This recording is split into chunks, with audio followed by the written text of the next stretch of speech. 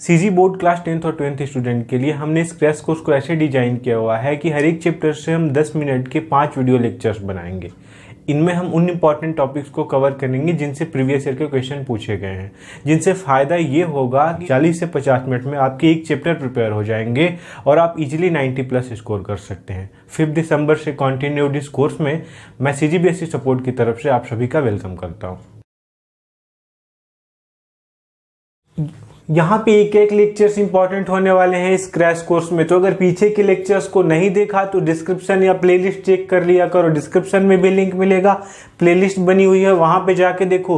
सारे lectures new syllabus पे based हैं सीजी बोर्ड के लिए और 90+ स्कोर कर लोगे अगर इन 10-10 मिनट के वीडियो क्लिप्स को देख लिया तो। चलो अब आज का टॉपिक है हमारा, इससे बहुत सारे क्वेश्चन पूछे जाते हैं हमारे बोर्ड एग्जाम में कि हर एग्जाम में मतलब 2-3 साल अल्टरनेट करके इससे क्वेश्चन पूछे ही जाते हैं कि निरक्षीय स्थिति में हमको क्या निकालना है, वैद्युत क्षेत्र की तीव्रता किसकी वजह से निकालना है, वैद्युत द्विध्रुव। तो एक हमने वैद्युत द्विध्रुव बना दिया यहाँ पे -q + q, इसकी वजह से निरक्षीय स्थिति क्या होगी, तो अक्ष को छोड़ के यहाँ पे बीच पॉइंट पे इक्वेटोरियल बोलते हैं इसको, तो यहाँ पे एक पॉइंट P है जहाँ पे हमको क्या निकालना है, वैद्युत क्षेत्र की तीव्रता।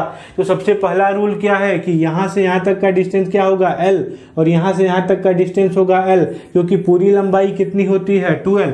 अब मध्य बिंदु से इस बिंदु का दूरी हमको क्या मानना होता है R, जो कि पहले भी मैंने बताया हुआ है। सारे लेक्चर को देखा करो तभी जाके सारी चीजें क्लियर होंगी। तो यहाँ से इसकी दूरी होगी R, ठीक है।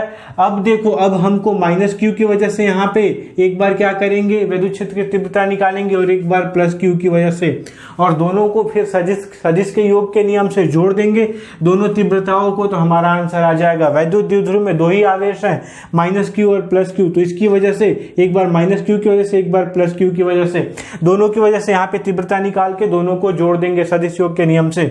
अब देखो यहाँ पे सबसे पहले तीव्रता निकालने के लिए कौन कौन सी चीजों की जरूरत होती है, आवेश दोनों का दिया हुआ है, लेकिन यहाँ से यहाँ तक का दूरी हमको निकालना है तो पाइथागोरस का यूज करेंगे। ये L है, ये 90 डिग्री एंगल है और ये R है, तो L और R, L² + R², इसके इक्वल होगा किसके, x² के।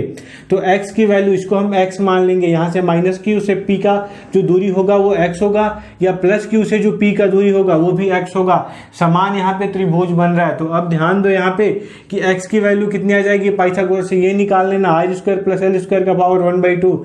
यहाँ पे भी ये सेम लंबाई है, x की वैल्यू r² + l² का पावर 1/2। अब हम बार बार x यूज करेंगे और लास्ट में जाके x की जगह पे r² + l² का पावर 1/2 यूज कर लेंगे, तो हमारा इजी हो जाएगा यहाँ पे। तो सबसे पहले चलो हम देखते हैं यहाँ पे कि वैद्युत क्षेत्र हमको निकालना है, वैद्युत क्षेत्र की तीव्रता एक बार इसकी वजह से एक बार इसकी वजह से। तो -q की वजह से हम निकालते हैं, -q के कारण वैद्युत क्षेत्र की तीव्रता, वैद्युत क्षेत्र की तीव्रता कहाँ पे, बिंदु P पे, ये लिख लेना हमको, बिंदु P पे ये कितना हो जाएगा, E - q = k, और फिर q सिर्फ लेना है, ये बताया था। यहाँ पे माइनस नहीं लगाना, सदिश में + साइन नहीं लगाते हैं, जब जोड़ते हैं तब लगाते हैं। तो k, q और ये डिस्टेंस क्या है, x का स्क्वायर, ये हमारा इक्वेशन कौन सा हो गया, 1। दूसरे +q के कारण वैद्युत क्षेत्र की तीव्रता कितनी होगी, वैद्युत क्षेत्र की तीव्रता कितनी होगी, ये बताओ तुम कितनी होगी यहाँ पे। तो ये भी सेम होगी, E + q = kq/x²। ये दोनों सेम है। अब ध्यान दो कि ये दोनों सेम है। अब हमको निकालना है कुल तीव्रता निकालने के लिए क्या करना पड़ेगा, जोड़ना पड़ेगा। तो यहाँ पे थोड़ा सा हम सदिश योग को देखेंगे, जो हमारे 11वीं में पढ़ाया गया था कि सदिश योग कैसे करते हैं। तो उसको सिंपल बनाने के लिए हम बोल देंगे कि इस लाइन का इस लाइन से एंगल कितना है, थीटा, और इस लाइन से इस लाइन का एंगल भी कितना होगा, थीटा, क्योंकि समान त्रिभुज है यहाँ पे। तो अब ध्यान दो, सबसे पहले कि डायरेक्शन देखेंगे। जोड़ने के लिए सदिश राशि है वैद्युत क्षेत्र की तीव्रता, तो यहाँ पे माइनस क्यू की वजह से वैद्युत क्षेत्र किधर की तरफ होगा, इस तरफ होगा, आकर्षित करेगा। यहाँ पे कोई भी चार्ज रहेगा, कोई भी आवेश तो पी पे इस तरफ अपनी तरफ होगा। लेकिन ये प्लस क्यू इधर की तरफ बाहर की तरफ रेखा निकालता है, प्लस क्यू से रेखाएं बाहर जाएंगी और यहाँ पे देखेंगे तो इसका डायरेक्शन किधर आ जाएगा, इधर की तरफ। तो ये किसकी वजह से होगा, प्लस क्यू की वजह से। और ये किसकी वजह से होगा, माइनस क्यू की वजह से, इधर की तरफ होगा। ये ई होगा माइनस क्यू की वजह से। समझ में आ रही बात। निगेटिव इसको खींचेगा और पॉजिटिव यहाँ से इसको रिपेल करेगा। ऐसा पॉजिटिव का डायरेक्शन आउटवर्ड, निगेटिव का इनवर्ड, ऐसा तो ध्यान रखना। तो यहाँ पे ये है। अब ध्यान दो, यहाँ से एक इसके पैरेलल लाइन खींच देंगे। इन सारी चीज़ों को लिखना नहीं है, हम डायरेक्ट चित्रानुसार लिख देंगे। यहाँ पे चित्रानुसार तो सारी चीज़ें समझ में आ जाएंगी। अब ये एंगल थीटा है तो एकांतर कोण के नियम से ये भी थीटा, और फिर लगाओगे कोण के नियम से ये भी थीटा। अब ध्यान दो, यहाँ पे एक वेक्टर का बहुत ही सुंदर लॉ है कि अगर इस डायरेक्शन में हमको ये एक चीज पता है और इस डायरेक्शन में पता है, तो दोनों को अलग अलग एक्स और वाई एक्सिस में तुम लोगों ने पढ़ा होगा। यहाँ पे मैं एक बार समझा देता हूँ कि अगर देखो यहाँ पे एक वेक्टर दिया है, इधर ए वेक्टर ए है, तो इधर जिधर एंगल होता है उधर इसका जो परिणामी होता है वो होता है ए कॉस थीटा, और जिधर एंगल नहीं होता वो होता है ए साइन थीटा। ऐसा हम इसको रिप्रेजेंट कर सकते हैं एक्स और वाई एक्सिस पे, एक्स और वाई एक्स पे। समझ में आ रही है बात। तो ठीक ऐसा ही हम यहाँ पे करेंगे। ये देखो ई प्लस क्यू है, ई प्लस क्यू और ई माइनस क्यू दोनों समान है।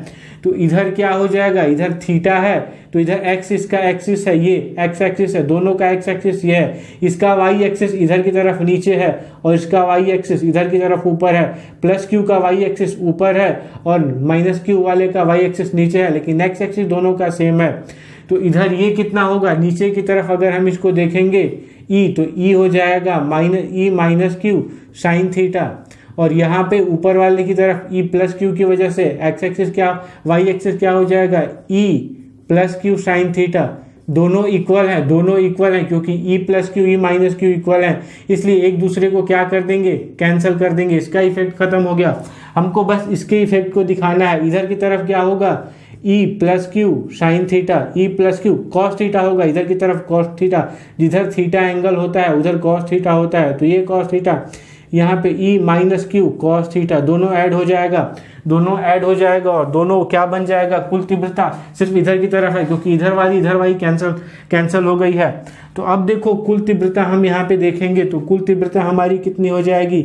ई अगर टोटल लिखते हैं हम यहाँ पे, तो ई माइनस क्यू लिखो या प्लस क्यू लिखो, cos theta plus E plus Q cos theta, दोनों को लिख सकते हैं यहाँ पे देखो लिख दिया इसको कॉस थीटा।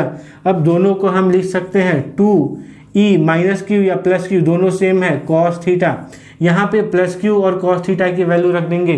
तो यहाँ पे कॉस थीटा की वैल्यू क्या होगी इस एंगल से, कॉस थीटा क्या होता है, यहाँ पे कॉस थीटा क्या होता है, बेस होता है, और ये क्या होता है, हाइपोटेनस, बेस अपॉन हाइपोटेनस।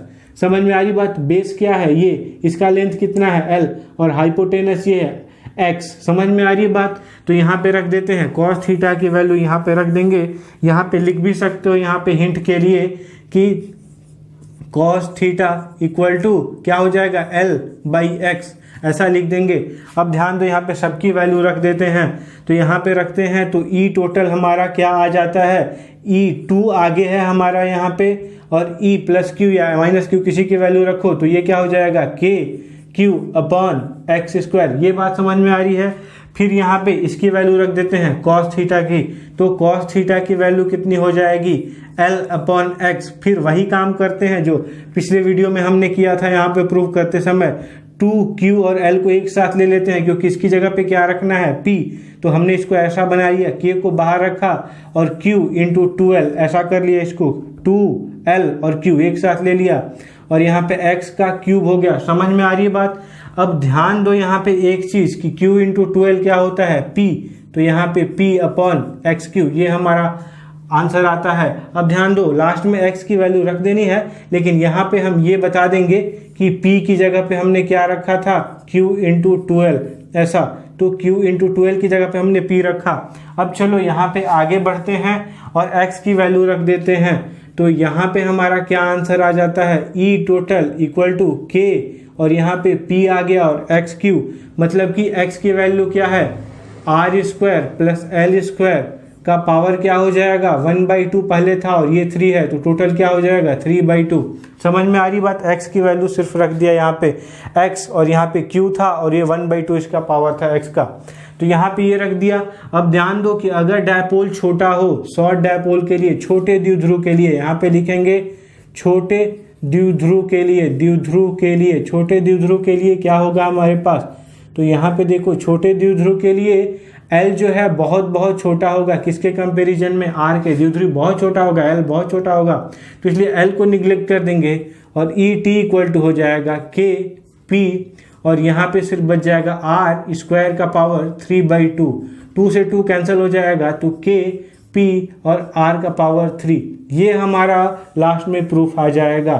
अब ध्यान दो यहाँ पे कि इधर इलेक्ट्रिक फील्ड मतलब कि वैद्युत क्षेत्र की तीव्रता किधर है, इधर, और हम जानते हैं कभी भी कि निगेटिव हमको इधर बनाना है, पॉजिटिव इधर, क्योंकि वो वैद्युत द्विध्रुव का गुण होता है वो किधर से किधर होता है, निगेटिव से पॉजिटिव की तरफ, निगेटिव से पॉजिटिव। ये P इधर है और वैद्युत क्षेत्र की तीव्रता किधर है, इधर है। समझ में आ रही है बात। तो ये दोनों P और E, इसको हम लिख देंगे हिंदी में P और E, P और E विपरीत दिशा में है, विपरीत दिशा में है, विपरीत दिशा में है, ऐसा लिख देंगे यहाँ पे अगर दिशा पूछेगा तो। लेकिन इसमें एक चीज़ देखो कि अगर हम अक्षीय स्थिति में कर रहे थे तो उसमें ई भी उधर की तरफ मिल रहा था। ई ऐसे अक्षीय स्थिति में एक हमारा डायपोल होता था, विद्युत द्विध्रुव होता था, तो यहाँ पे P में E इधर की तरफ मिल रहा था बार बार, क्योंकि इसका इफेक्ट यहाँ पे ज़्यादा हो रहा था।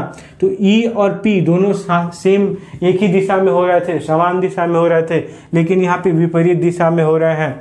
तो ये था इसका प्रूफ हमारा, इजीली हमने कर लिया। वीडियोज को अच्छे से देखा करो, 90+ तुम्हारा कहीं नहीं जाएगा, और ज़्यादा से ज़्यादा बच्चों को इस वीडियोज को शेयर किया करो ताकि उनकी हेल्प हो। ये क्रैश कोर्स तुम्ही लोग के लिए डिज़ाइन किया गया है, बहुत ज़्यादा मेहनत लगती है सारे वीडियोज को बनाने में, पर वीडियो देखने के लिए बहुत बहुत थैंक यू। मिलते हैं हम फिर अगले वीडियो में।